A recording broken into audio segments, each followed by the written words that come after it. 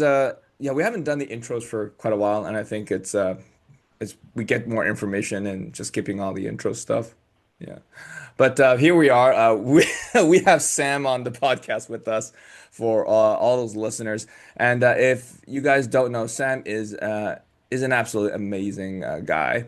So, but I'm not going to ruin it for all the listeners. I'm just going to let Sam, you have the floor. Why don't you tell all our listeners and all our fans, our millions and millions of fans, to tell everybody who you are. Well, thank you, Adrian and Brandon, for having me here. I'm really excited just to get to chat with you guys. I'm a natural bodybuilder. Competed, I've done 7 shows, I think. I'm prepping right now. I'm in my fifth prep. It's a pre-prep phase, so like the early stages of dieting. I'm also an online physique coach. I work mainly with mainstream lifestyle clients that want to lose fat and build muscle.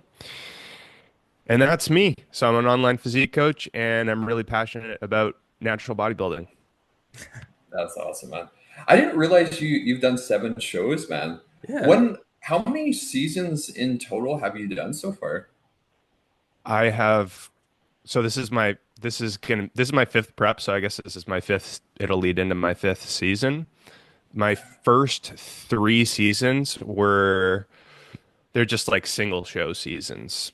My fourth season, so my last one, I did 4 shows. So I knocked out a bunch in a single prep.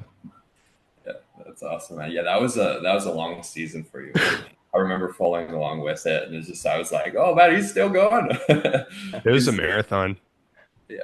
When did that one like originally like when was your first show that season, and then when was your last show? Like how many months were you actually like full like in competition mode? Jeez. So the first show was the WMBF Ontario, which I think was the date that I have in my head was September 9th, 2023. I don't know that date just sticks in my head. I think it was probably such a priority at that time frame that it's just like ingrained in my brain at this point. But I think it was September 9th, 2023. The last show was like November, I want to say 17th or 18th, which was I competed in the amateur world. So it's like, what is that, like 2.5 months? It was like 13 or 14 weeks. Yeah, yeah, that's yeah, good on you, man. Um, I want to actually bring it back to like even before you started getting into the fitness, before you started getting into bodybuilding, because I loved like for those of you guys listening, I was actually on Sam's podcast a couple of times. He has a great podcast itself, and I was just curious about your background because you dug into mine quite a bit. So I was just curious about what your lifestyle, what your life looked like before you started fitness, before you started bodybuilding.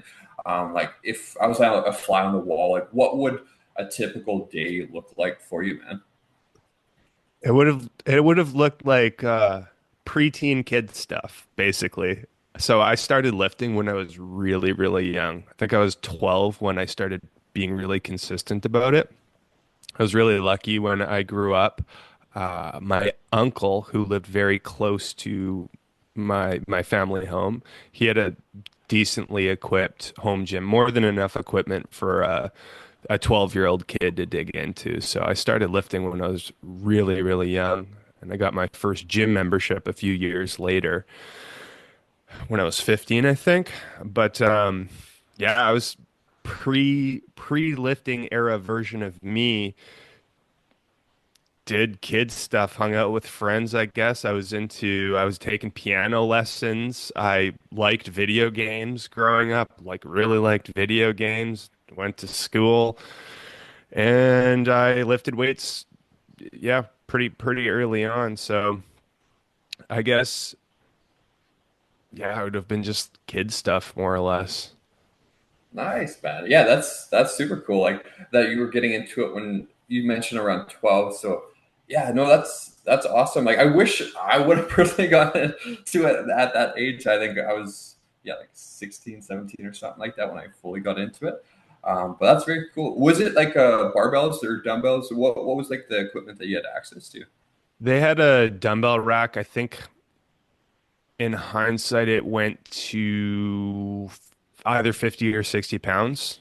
So not super heavy, but when you're 12 years old, that's super, super heavy. So it was more weight than I could handle, that's for sure. So that was more than enough. They had a nice adjustable bench. They had an easy curl bar with like a preacher bench, and they had a universal trainer, which actually had pretty much everything you'd need outside of dumbbells. It had like a lat pull down attachment, different attachments for like cable bicep curls, Bayesian curls, even. Um, they had like a mid-level cable attachment. It had a chest press setup, an overhead press setup. So it had basically everything that I could have possibly needed. There's no barbell outside of the little easy curl bar. But with the cables on the universal gym or the universal trainer and the dumbbells, it was like everything I could have possibly needed. I wasn't good at lifting. I was horrible at it. I was like self-taught, like, and YouTube wasn't a thing yet. So I was like really, really self-taught. I got a couple exercises from my dad here and there. And I just kind of like fault. They had like a diagram on the wall of like pictures of different exercises, like really old school. Like imagine you go to like a Planet Fitness or something like that, and on all of their pieces of equipment, it has a diagram of how to do the exercise, and it like highlights the muscles that you're supposed to be hitting. I remember they had like a big diagram on their wall that had a whole ton of different exercises that were illustrated with that kind of style of visual, showing the exercise, like what the movement roughly should look like in one or two pictures, with the muscle that's highlighted. So I kind of tried to copy that until a little bit later on when I got my gym membership, which was I think I was 15. I was like in 10th grade, something like that, ninth or 10th grade, 10th grade, I think. Nice, But man. So what Yeah, it that's was, very cool. yeah. So how did so you were sort of just working out at the home gym for quite a while before you got into an actual gym. So did you have any coaches along the way when you perhaps joined the membership, or was everything just self-taught? it was, I never had a formal coach. I was mostly self-taught. However, I was pretty influenced by my dad. So he was a big like intrinsic motivator, I suppose. Or I think my intrinsic motivation probably developed from watching my dad as I grew up. He was like, he trained 5 days a week ever since I could remember. To me, it's like you look up to your dad like he's a superhero, basically. That was like how I looked up to him. He had big muscles. I used to like brag to my friends like my dad's got bigger arms than your dad, basically.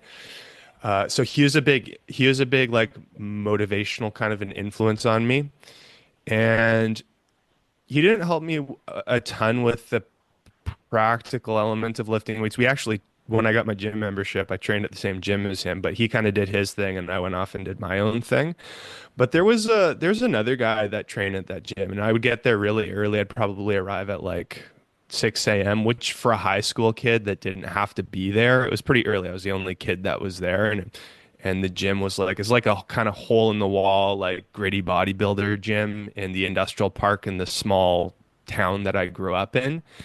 So it was a lot of like blue collar workers around like the steel plant close by and the other industrial area, the other kind of like very physically demanding, tough, laborious jobs that were close by. So it was a lot of those type of lifters that were there, and I was just like some kid. But I remember there's one guy there. His name was Gord, and he was just like a super, super nice dude.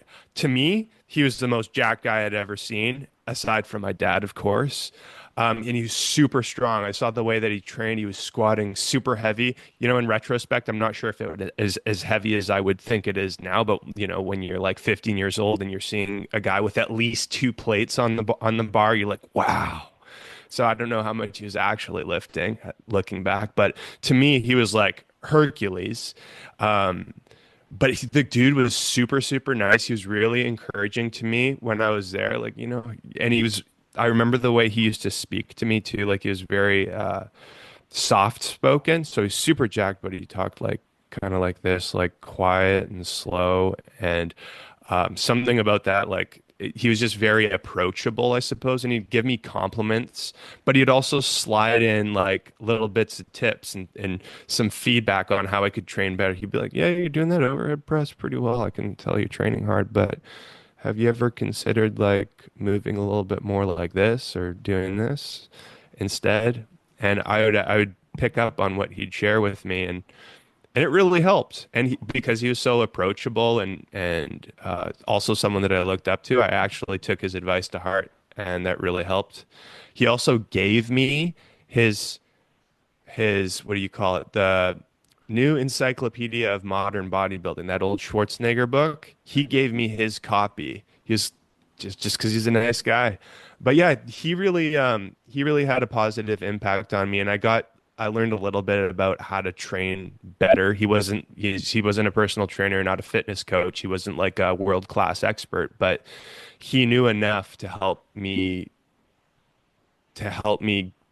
get a decent enough foundation. So That's awesome, man. Like it's always funny how usually the biggest guys, like though they may look like mean or like they're usually like the softest, like most genuine, most nice individual that, but they're just giants, right? So no, that's very cool, man. When it comes to like nutrition back then, like I know for me as a kid, like my nutrition wasn't the best as a kid, especially with the protein. I'd just be curious about yours, like when you were growing up, when you started lifting, when did you get more serious with your nutrition? Maybe looking at macros or, yeah, if you want to go into that. sure. When I was a teen, I didn't know anything about nutrition outside of I think protein is important for building muscle. So I didn't really do anything outside of eating what was cooked for dinner that my family had prepared. And my lunches, thinking back in high school, like, I had the money that I saved up from working in the summers that I'd spend on my lunches and like the deli next and the store next door. And they weren't great lunches. Like I wasn't focusing on protein. There's probably a little bit, but not very much in the old deli sandwiches they had and that sort of thing. Tried to get protein in my breakfast. But yeah, I knew protein was good. I knew I actually, I didn't know what calories were. But I knew food probably was going to drive my muscle growth progress. So, but I didn't think much about it. I think in retrospect, I am fortunate in that my family had good structured meals. Like when it was cooked, like there was always like a protein source in the family meals that we had, and I would eat a lot of it. And like I'm thinking of like my mom growing up, she always encouraged us to eat like a lot of protein. Like make sure you eat the meat that's cooked for you. Like so, I think that was good. I was also a big eater. Like I got a high food drive. So I've always been someone that's like had to stop myself from overeating. I haven't been the other way around where it's like got to get myself to eat or I forget to eat. It's like I gotta stop eating at some point. So I think in retrospect that was probably helpful because I was so fixated on lifting weights. And I was training really, really hard, even though it wasn't, I wasn't perfect at it, that's for sure. I think it was good that I had a high food drive because it helped me build muscle at the end of the day, even though I wasn't the leanest. But I learned more about calories and macros and kind of the basic foundational principles of fat loss and muscle growth, how that works with nutrition, probably in my earlier 20s. I want to say in probably the latter years of university. Nice, man. What with is that when you started to get more involved with bodybuilding, or what was kind of the point in time where like something like triggered you to want to compete? When it comes to competing, the seed was first planted in my head, I think in my last year of university. So at that point, I'm not sure how old I was. I was in university for a long time, for 7 years, so it would have been my seventh year. I'd been lifting since I was 12, so I think I'd already been lifting for at least 10 years, almost 10 years by that point. So I had a decent amount of muscle on my frame, but I never thought about competing or even what competing really was. I thought about like Schwarzenegger and those guys in my old modern encyclopedia of new bodybuilding, new encyclopedia of modern bodybuilding. I get the name mixed up. But I never really thought about competing myself or really what competing was until I have a pretty distinct memory of working out. I had a training session in my last year of university, and there was a personal trainer working at the gym that I was working out at. It was a Good Life Fitness, and he asked me, he's like, "Yeah, you got a great physique. Are you competing? Have you ever thought about competing?" And I was like, "What's competing?" Um, but that was what initially planted the seed, and then I can't remember what I did next, if I like looked it up or if I what my next step was, but that's the memory I have is he asked me once or twice like, "Hey, you should consider doing it." I was like, "Oh, that's a big compliment." I took it to heart, and that seed grew, I guess. And then the next year when I graduated from university, I worked as an in-person personal trainer.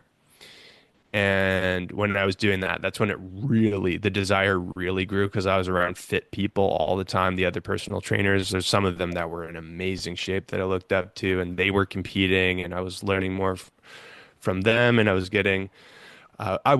at that point looking more of this whole competition thing up online on YouTube, and I started to get really interested in it. I thought like, hey, why not? I mean, I love training. I know up to that point, I just wanted to keep building more muscle. I knew I wanted to keep building more muscle. So why not just have this really focused goal where I get to like do the thing that I love and just focus it on this one thing. So I ended up taking the plunge and deciding to do a prep, and that would have been 2018 or 2019. Yeah, so I went for it, but that's how the seed planted. Someone said, "Hey, you should compete, or do you compete?" And it grew from there. So Nice. you say How your first season. So basically your first ever bodybuilding show was 2018, 2019. What was that like? And what kind of category were you part at? Well, the prep itself was, in retrospect, I think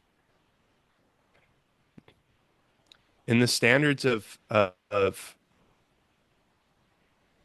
if I were to look at all of the preps that I did, it was the easiest prep that I did. Looking at it now, it was the shortest. I didn't get nearly as lean as like say the last prep I did. But it was hard in its own sense in that it was the first one I ever did. So, and it was the leanest I'd ever been in my life up to that point. So it was, even though it wasn't the leanest I'd ever been, it was a shock to my system at that point. Even though it wasn't the longest prep I'd ever done, even close to the longest prep I'd ever done, it was still a shock to the system, more or less. I experienced all those kind of prep feelings for the first time that you don't know what they're like until you feel them. So not just like that strange hunger focus, food focus that eventually sets in, or you know the feelings that come with hunger, but also like the emotional kind of disturbances and the changes that go on that I had no idea. Like I didn't. I needed to look back on that in retrospect to be like, wow, that was something. And so in that sense, it was tough, but I I feel like for me, like my personality is very built to prep for like that particular kind of challenge. I like repetition and I like grinding. So I mean, we're bodybuilders, we like doing reps. So like that's my personality. So I felt like I was doing something that I was kind of designed for. from that psychological kind of a standpoint. So even though it was tough, like I liked that kind of a challenge. And I also found it really rewarding, like going from week to week and seeing myself get leaner. That was really cool to get to see that kind of immediate, relatively immediate feedback. Um, and as far as like performance goals go, like like how I expected to do on the show day itself, I had no expectations really. I wasn't sure if I was going to come first, second, third, fourth, fifth. I didn't know anything about it. Never done a show in my life. I'd never been to a show in my life. So no expectations. I was an open book. I was kind of just going into it like, hey, we'll see what happens, which is like actually a beautiful thing. When I was such a blank slate, no expectations. That was actually a special thing. That it's never been the same since then. But it was good. And it was a CPA shows, and it was called the what was it? The Natural Can Fit Pro. It was in Toronto. That's where I was living in the time. It was like under the, what do you call it? The CN Tower. There's a huge convention center around that area. They held it there. It's this big, ginormous fitness expo, kind of right in the middle of it. And I competed. There's a really small class. There was and it was classic physique. I was one of four competitors in my weight class, or in my height. It was in height, not weight. That was how they divided the classes, I think. And I ended up winning my class, which was, when you're not expecting, you have no expectations going into a show and you end up coming first. It was a pretty cool feeling. I'm not gonna lie, like I was pretty over the moon. I didn't really understand what I'd just done or anything like that. And I didn't win the overall. It was just me and another guy, and he was the guy. You could tell it wasn't his first rodeo for sure. He was significantly leaner, way better conditioned than I was. I had a good amount of muscle, which was helpful. But that other guy, his conditioning, he had a ton of muscle and he was very, very, very conditioned. So he definitely deserved the win on that. But I was just over the moon that I won. I got a gold medal. I won my class, and that was the coolest thing in the world. And that really drove my desire to keep doing it after that point, because winning was something that showed me that, hey, I think I have some potential with this whole natural bodybuilding thing. I loved lifting weights. I loved lifting weights before I loved the idea of competitive bodybuilding, but this was the idea. This kind of fed the motivation or fed my drive, my future drive to keep competing, because it showed me that I had potential, and I ended up really enjoying being on the stage. And yeah, that was the experience. That's awesome, man. That's huge, first show ever, and then taking the first place, man. Like that's very impressive. How you mentioned like that was one of like the big things that kept you going, like in terms of you knowing that you have potential in this sport. Do you think, like looking back at it now, like if you were say to come fifth in like that show, do you think you would still be competing in bodybuilding, or like what are your thoughts around that? Oof, that's a good question. What would I have done if I placed lower?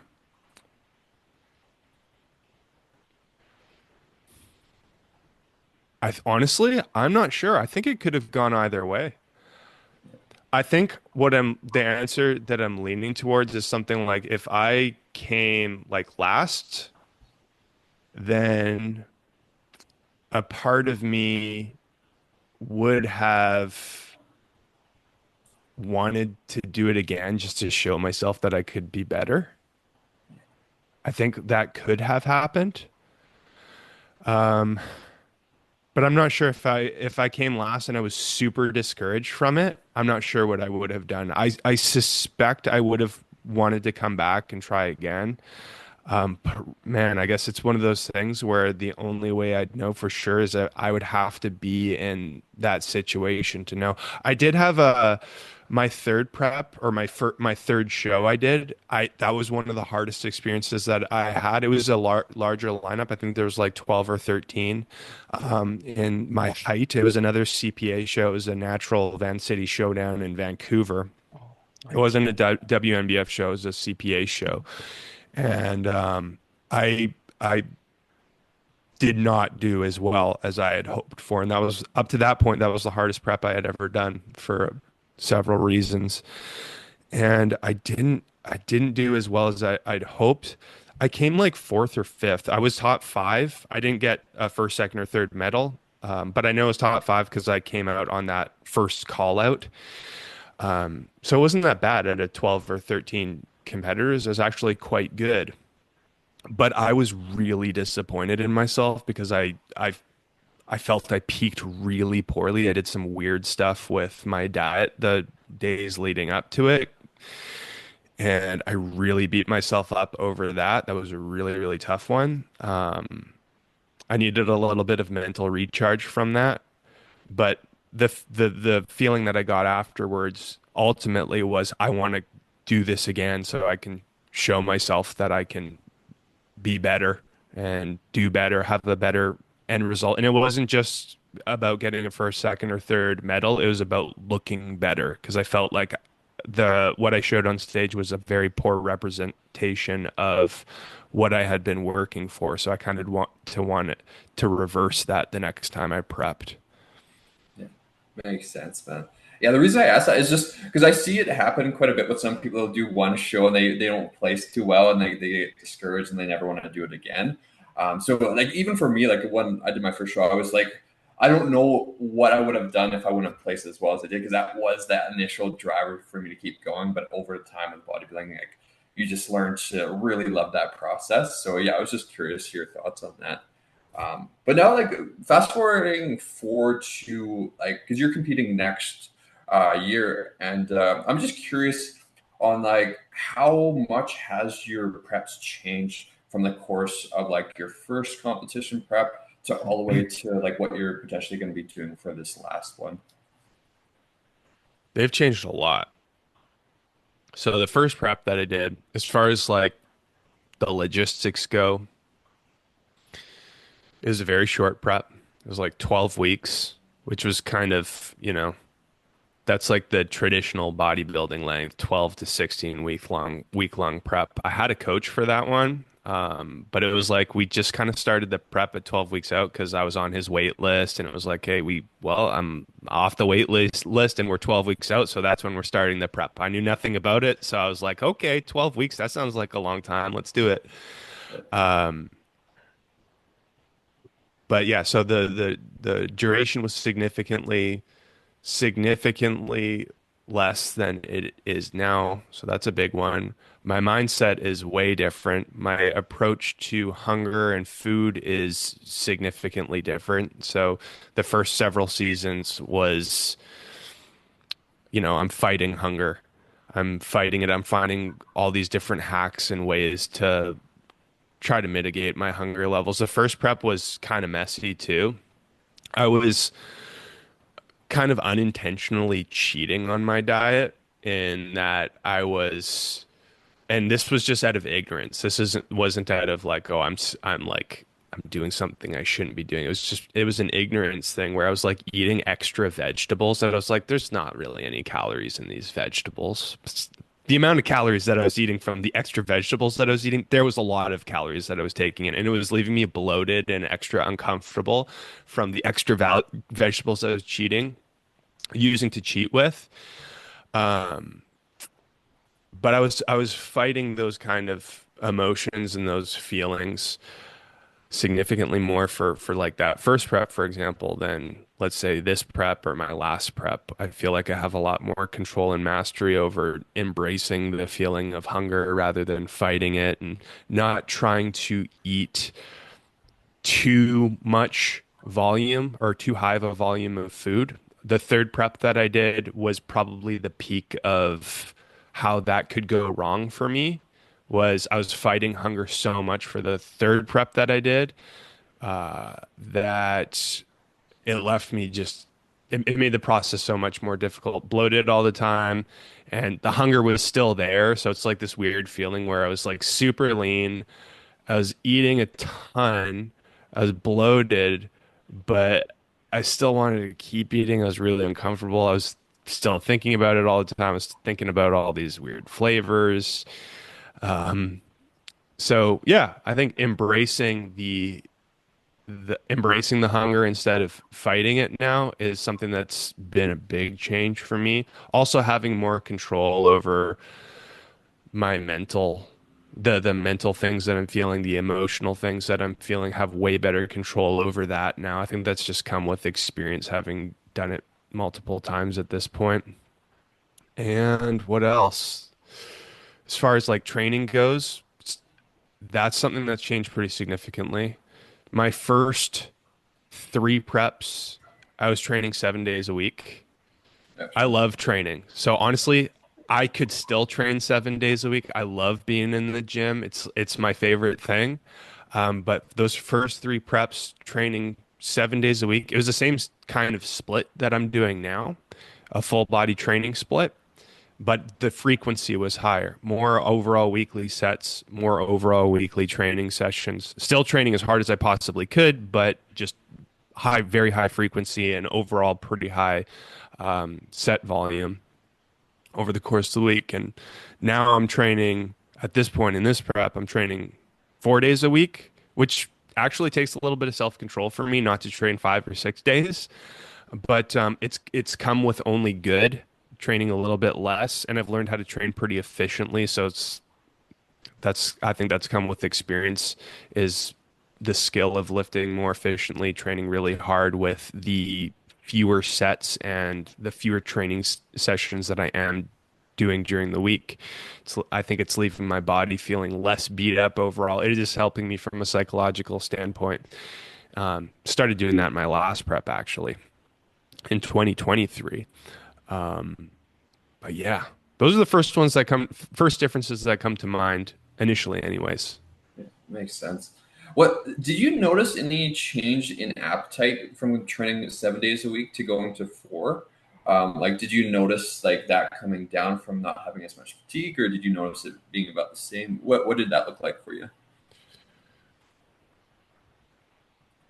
Surprisingly, I I haven't noticed much of a change. I Yeah. think I think my personality, ever since I can remember, I've got a high food drive. So whether I'm like bulking or in a maintenance phase or dieting for fat loss in a prep, I'm always hungry. I can always keep eating more.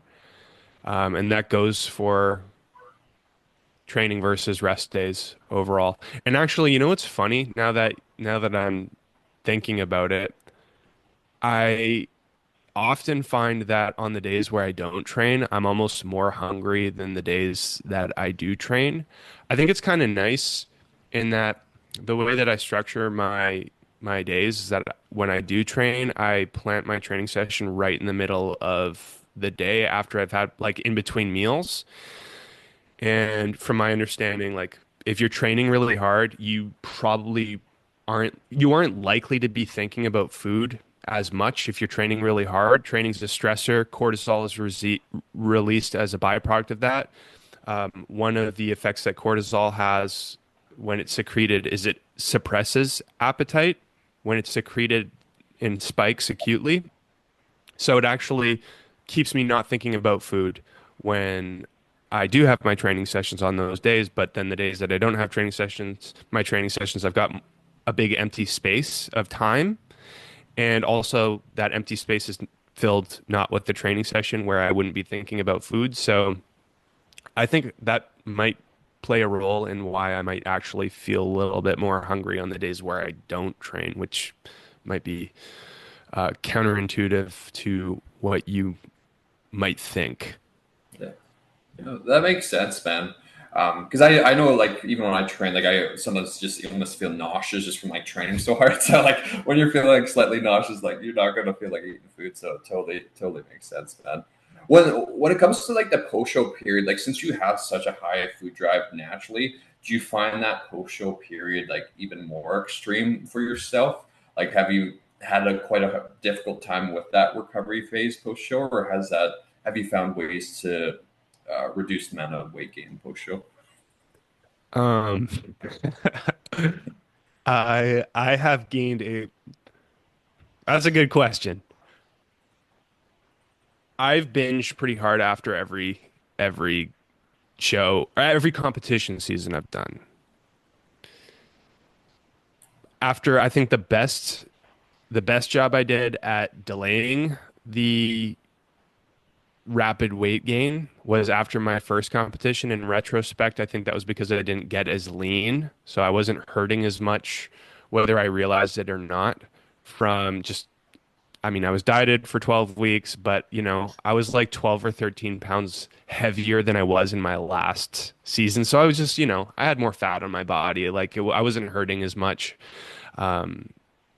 for that reason. But what I ended up doing for that first season was I just kept eating my regular prep meals, but I just added more food, like what we probably should do, like added like 300 to 500 more calories. And, it felt fine. I still had like a desire to keep eating, but it felt fine. I didn't weigh myself after that. So I'm not sure what my weight gain trajectory was like at all. But I did eventually binge and gain back like 10 extra pounds quite quickly within a very short period of time.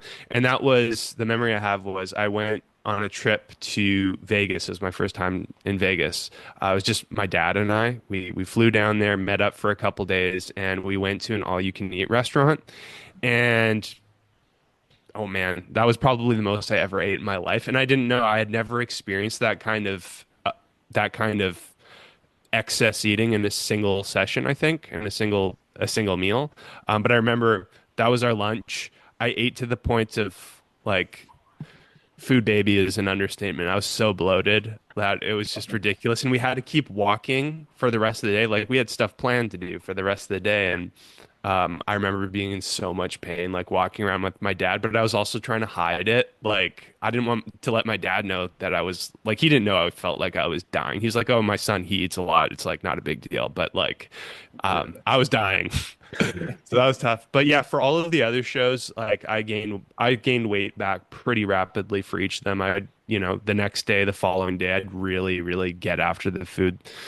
Probably more than 10,000 calorie days, probably more than that in retrospect. And then I would eat for weeks after lots of calories, gain weight back very quickly.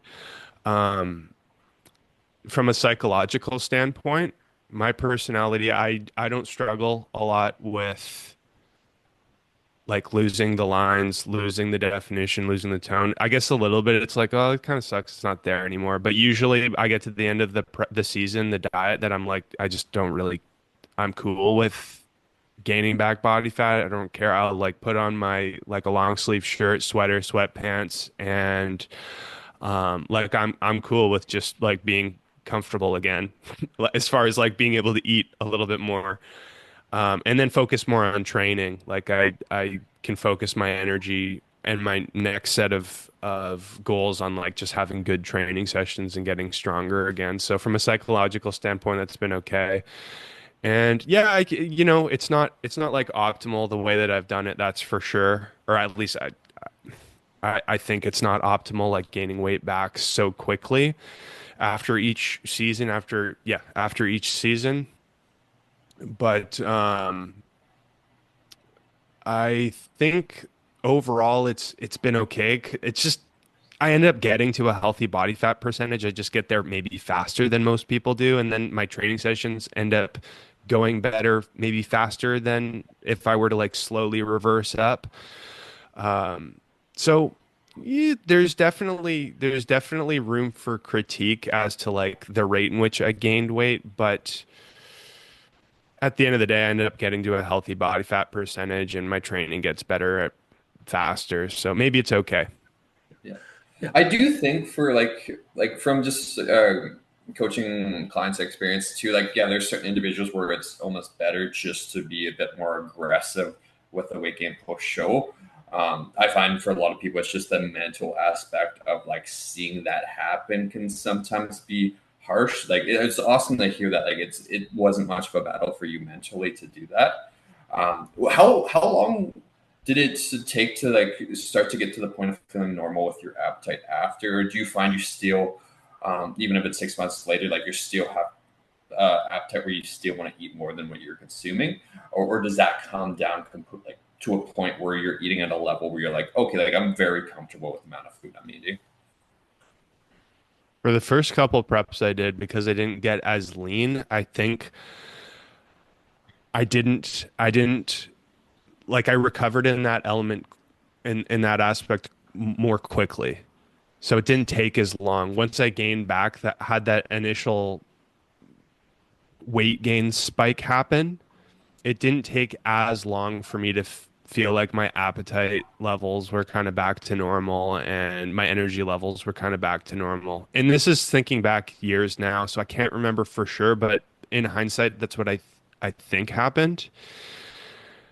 My last couple of seasons, though, it took longer. It was harder. So my last season, the prep was that was the longest prep I'd done at that point. It was like 11 months total, and I it was the leanest I'd ever got. Um, it probably took me that one probably took at least 6 months before I felt like I was completely okay as far as like normal appetite levels go, not as much food focus. My energy was fine within a month probably overall, just because I gained weight back rapidly. I had the energy stores on my body, like so from like a physical energy standpoint, I think that came back relatively quick. My strength came back relatively quick. I remember thinking like, wow, I'm like my bench press has gone up pretty quick, and it's only been about 4 weeks since prep, and I was pretty pumped on that.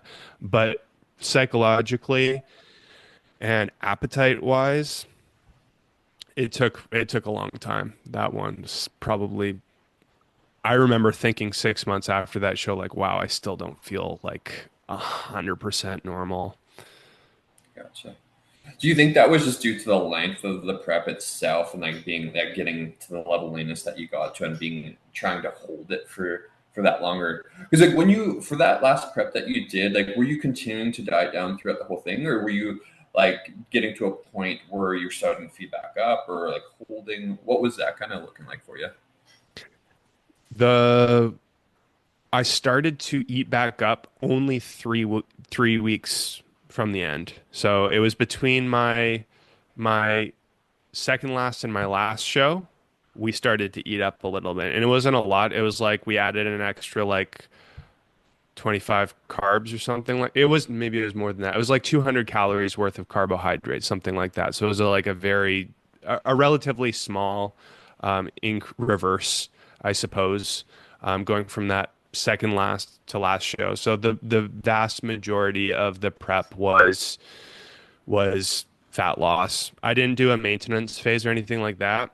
It was my this was my first time working with Jeff Alberts too. So it was like from a coaching standpoint, I think he needed to get an understanding of like of my physique, like what how lean we didn't know how lean I needed to get to actually um, be really competitive on the stage. So I think part of the prep was like him learning my physique and what my limits were, and also me learning more about my physique and what my limits were and exactly how lean I needed to be. So, anyways, the way we pace it, it was pretty much fat loss through the entire 11 months. There were some periods where it was definitely easier, where like I remember there was probably a few months where I had 3 refeed weeks, 3 days a week. I had refeeds or high days. So that was like, it made fat loss dieting not very invasive doing that for months. And I think that was because we were kind of getting this understanding like, okay, maybe we don't need to push as much. But overall, I was still in a deficit. I was still losing weight within those weeks or within those months of having the three high days.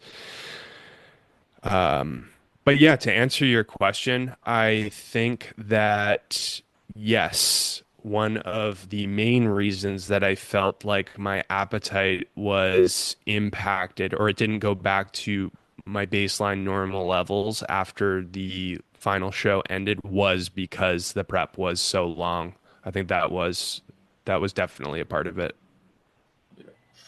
Makes sense. I guess, yeah, like when you're in it for that long, hormones are just gonna continue just trend downwards. So yeah, makes sense, man.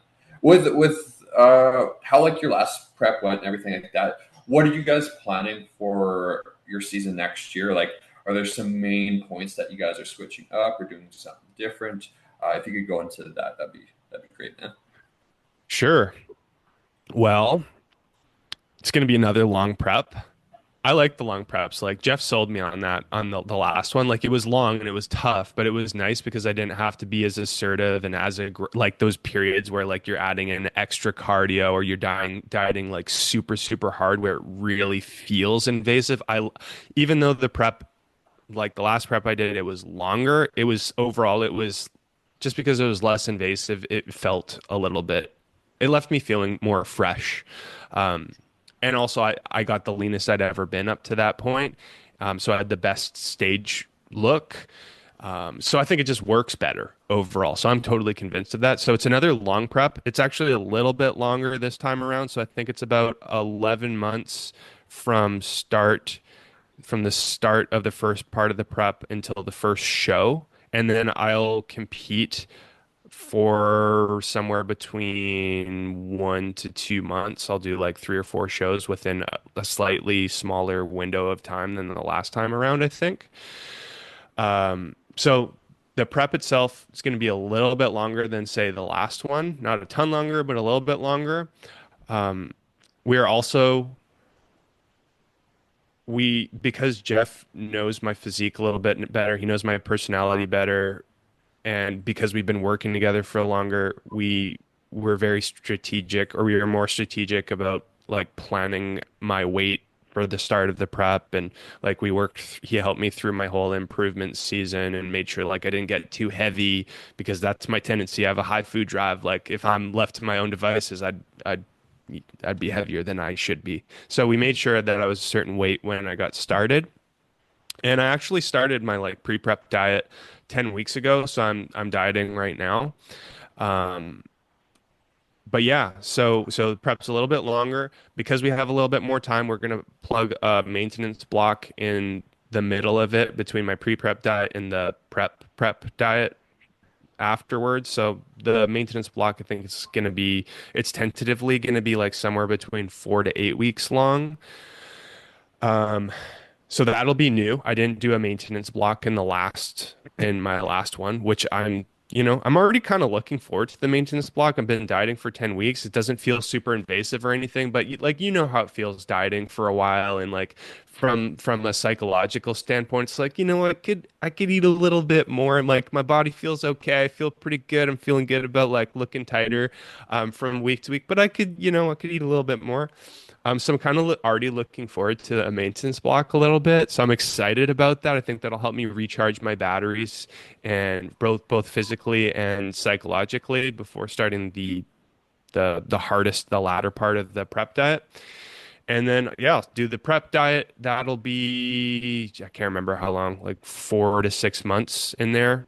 It's 5 to 6 months, and yeah, the goal is same as the last season, the other seasons, to see if I can do better than I have ever before, get a little bit more condition than I have in the past. I am really excited and hopeful that I will see some improvements on my physique. During my improvement season, I was really kind of focused on bringing up some of my weaker areas. So I'm really excited to see if the extra attention that I gave my weaker areas during the improvement season, it shows on my stage lean physique. I'm really fingers crossed that shows. And yeah, so I guess to answer that question, some of the big changes would be perhaps a little bit longer. Got a maintenance block in the middle. It's going to be even less invasive than the last one was. Goals are to see a better physique than I've ever seen before. Hopefully, I'll get to see some of the improvements that I've been really focusing on, especially in the improvement season. But yeah, I think What are Nice. the some of the maybe specifics of uh, either body parts or condition on places that you say quote unquote improvements? As far as muscle growth goes, my weak body parts that we found for my last season were my delts and like my mid upper back muscles, like my traps, especially. Is like I think my lats are pretty wide, which is no surprise because I've been like so fixated on like pull-ups and pull-downs ever since I first started lifting, like kind of obsessed. I thought like building a back was all about the lats, so I would focus on that. And I kind of neglected my traps, like the rowing movements. I would do them because it was like, well, I'm doing them because you should probably have a row, but I was just like, I can't really feel my lats as much when I'm doing a row, so I don't like them as much. So it's no surprise that my lat or my traps were are considered are probably they are warranted to have been considered a weak point. But building my traps, building my lats to focus on them, I have in my improvement season, I gave them a little bit more training volume, not a ton, but on average, maybe like 3 to 5 more sets per week to those body parts than my other body parts. The biggest difference, though, was the amount of focus I gave them and I am giving them with my training, like making sure my mind muscle connection is as good as it can be with my traps when I am doing rowing type movements. And same thing with my delts. I think it's been easy in the past for me doing like movements like lateral raises to just do them like going through the motions, like not really connecting very well with my delts when I do the lateral raises, sometimes like lifting too heavy, doing I mean, going through the motions, going to failure, but not really feeling my delts very well, getting to the end of the set and be like, well, I think it worked, but not really knowing for sure because I can't really feel my delts. Like I can't do another one, so I think it worked. But now it's just being really particular about making sure that for every movement that I'm doing for my delts and my traps that I'm spending that time efficiently. Good mind muscle connection, training them hard, moving with really good depth. So just being really efficient with training them. And then on top of that, a little bit, I've added a little bit more volume to them compared to my other body parts. As far as conditioning goes, I got pretty decent conditioning in my last season. That was the leanest I'd ever been up to that point. It got to the point where I don't think, from a psychological standpoint, I could have got any leaner. I know, Brandon, you asked earlier, like, was there a point where I ate up in that season? And I did start eating up when I was 3 weeks out towards the last competition. One of the reasons we started eating up is maybe I could have lost more body fat, but it was like I was so psychologically fried and hungry and food focused by that point that I don't know if like my psyche could have handled any more dieting. So I think I got pretty much as lean as I could have, but there was still at that point, like I was seeing striations, like especially on my right glute, like they were there, like you could see them. Awesome. My left glute, for whatever reason, stores a little bit more body fat than the right one. It's like, you know, gonna blame the genetics on that one, at least a little bit. So shoot. So I'm hoping that for this time around, like I'm sure the striations are gonna show up on the right glute, but I'm gonna aim for them also a little bit more. They were there on the left glute the last time, but they weren't not as visible. This time, hopefully we can make them a little bit more equal. So as far as conditioning goes, just like get those last couple trouble spots of body fats. And I think that's in practice, that's just going to come from, well, maybe a couple things. So it losing more body fat. Maybe I got to lose another pound or two of body fat, maybe more than that. I don't know. And on the other one is things like mastering stress management, that sort of thing. I think that might help overall, whether it has some kind of an effect on fat loss or water retention or what have you to help really leave my physique looking tighter by the time I'm on stage. I think that kind of thing will be helpful. So self-mastery over stress management, working on that. That's something that I've been thinking about for a long time and that I've been working on. I think that's actually, I mean, I'm only 10 weeks into the pre-prep diet, but I feel like I have got a lot better control, still a work in progress, but a lot better control on that. And also sleep to an extent. I think if I can, I'm going to do something a little bit different this time. In my last prep, my sleep schedule was it was so bad. I was in the last part of the season of the prep, I would fall asleep on my couch. I'd finish the work day and then I'd eat my dinner. I'd watch something on Netflix while I'd eat my dinner.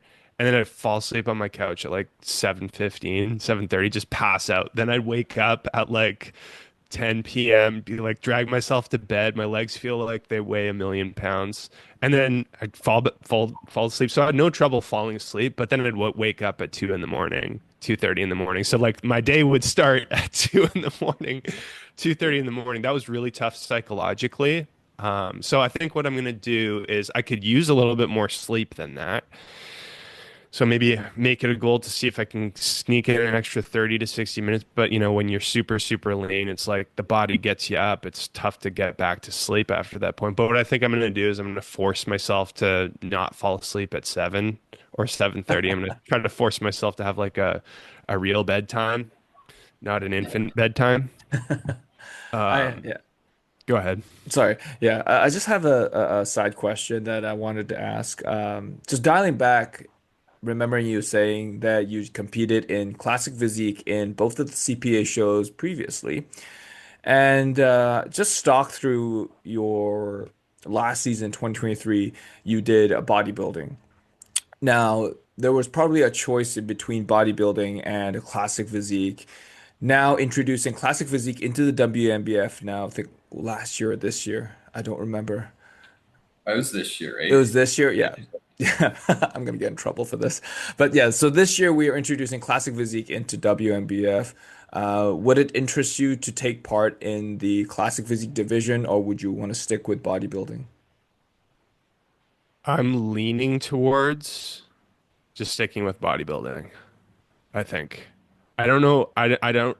I not sure how to fully articulate as to why that is, but I think it's like, okay, I decided my last season, and this is yeah, that would have been like right before they introduced classic physique, but I made the decision in my last season, like I want to go all in on this in the WNBF in bodybuilding. I kind of made that decision, and when they announced that they're doing classic physique, I was kind of confused. I was like, just thought like, should I compete in both? Like, should I consider doing one or the other?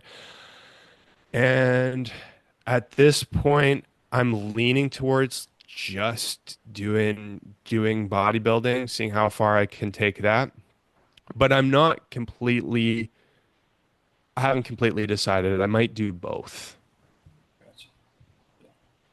Yeah, like I feel like bodybuilding and classic, like they're so close. Like there's still a lot of people, like well, you see it in the CPA all the time. Like I even in WNBF, sometimes you'll see like the classic person also wins the bodybuilding, so it kind of gives you a second opportunity to potentially get that pro card.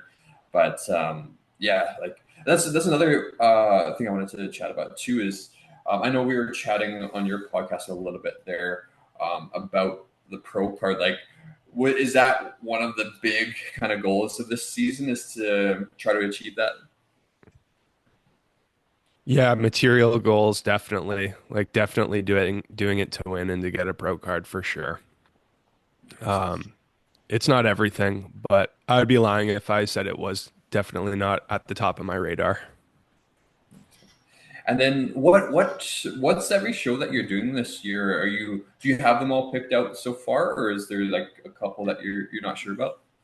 I've got two picked out so far, the first two. So I'm gonna do the WMBF Vancouver. It's the first one I'm aiming for, and then the WMBF Kelowna. I live in Kelowna, so it's a local show, and I'd love to do a local show where I don't have to go to a hotel. just have my own kitchen and my own bed and everything. So that'll be really nice. So the first two are picked. Not 100% sure about the next ones. I think I am going to try to do ones that are all like relatively close to where I live. The last season that I did, I went all over the place. I went to like Ontario, then California, then Alberta, then Washington State. So it was like kind of just like bouncing all over the place. And that was really, really tough, all the travel. So I think the idea of doing shows that are a little bit closer, where I can potentially, they're not much more than like a 6 or 7 hour drive away, I think that would be really nice. So, anyways, first two shows picked WMBF Vancouver, WMBF Kelowna, and then the third and possibly fourth show. I'm not sure yet. I'll decide a little closer, I think. Nice, man. No, that'll be good. I'll be at the Kelowna show for sure. I know Adrian's going to be at the Vancouver since he's one of the promoters for that one. So yeah, man, looking forward to seeing you compete, man. It's gonna be a good season for you. I know it. Thanks, Brandon. I'm excited. We all are too. Yeah, because you have you have a really, really great physique. But yeah, is there any other additional questions that I, you have? I was just gonna ask one final Yeah. question, just about like what was like the most memorable moments so far with like competing in bodybuilding. What was like the one thing that every time you think about it, you're like, man, I was able to do that, or oh, this was like such a cool experience. Do you have one of those in mind? I think I actually do. It was after my second show. So the show itself, it was a pretty good show. I came second, and it was during one of the COVID years, so like they didn't even know if they were gonna have the show, and like it was pretty fun. I was pretty happy with how I did, but what I really enjoyed was afterwards was being with my family. Like just it felt really rewarding. Like the season came to a close. I did pretty well. I felt like it was pretty fun being on the stage. But then just that was the natural Van City showdown in Vancouver. And I my mom was there, my grandparents were there, and my brother lives in Vancouver, so he was there. So it was just us. And so it's just, didn't have a ton of people there, but my closest family. And it was Thanksgiving that weekend. So what we did was immediately after the show, we got sushi together, which was nice. I didn't actually overeat yet. It was just like I had a normal meal, and it was good. I was really happy to be with my family. And then we just chilled at my brother's place. And Thanksgiving was the next day, but we just chilled at my brother's place. And it was just like my closest family. My brother had like a small studio apartment in Kitsilano, a really cool location in Vancouver. And yeah, just those couple days were really nice. We ended up preparing the Thanksgiving meal in my brother's really small studio apartment. There wasn't like a real kitchen or anything like that. It was like everything was all in one place. And that was just really nice, really close family. I felt relieved and happy about how the show went. And we had the Thanksgiving dinner. It was really nice. Definitely overate, definitely ate too much. But yeah, it's just being with family. And then I remember my mom drove herself and my grandparents home the day after Thanksgiving, but I stayed there an extra day just to chill with my brother. So I just hung out with my brother for that next day, and that was just a lot of fun. It was just one day of like no care in the world, could eat what I wanted, got to spend time with my brother. And yeah, I just remember like I had so much internal peace. That's what it was. It was just like such a peaceful weekend. No anxiety about anything, just spending time with family. And that was it. That's what comes to mind. That's That's awesome. It's always cool how like the post show period, especially with family, and like it just they sound like everything just came together like perfectly for you on that day. So yeah, man, that's awesome to hear. Thanks again for being on the podcast. Um, Again, maybe share where listeners can follow you. If it's there's, I think you're really doing a really good job on YouTube. But yeah, if you want to give them some of your links and stuff, Sure. Well, on YouTube, I think my account's just Sam Kaplan. So you can subscribe to my YouTube account. I've got a fitness podcast, a natural bodybuilding podcast on there. I also share some of my own journey as well. In addition to YouTube, you can follow me on Instagram as well. My Instagram handle is at Jade Athletics. So I think those two places, YouTube, Instagram. Yeah, we'll definitely put all those links in the description below, so you guys could find them easily. Now, he is going to be competing, so please do follow his bodybuilding journey. We are all very, very hyped and very, very excited to see him and making all those new improvements on stage. We, wish the best of luck, and we look forward to all that. Now, before we close out, any final words of wisdom for our listeners? Oh boy. Words of wisdom. Um, Just if anything. there's something, if there's something that you want to work towards, then why not work towards it?